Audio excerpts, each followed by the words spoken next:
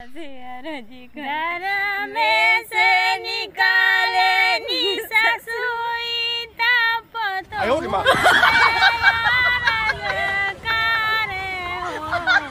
बहु रानी रखवा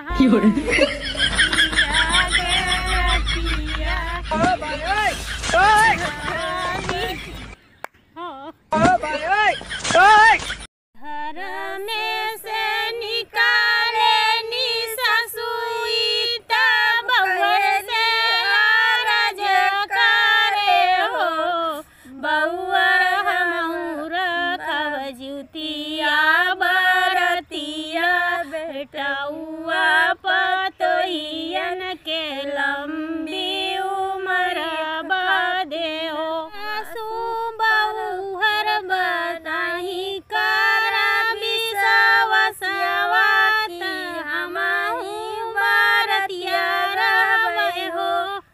कैसे हो आप लोग। मुन्नी हाउसवाइफ यूट्यूब चैनल में आप लोग का स्वागत है फ्रेंड्स। छोटी सी हमने गीत गाए हैं जुतिया बंधन के लिए। कल व्रत आप लोग रहोगे, हम भी रहेंगे, यहीं भी रहेंगी, इसीलिए गा रहे हैं।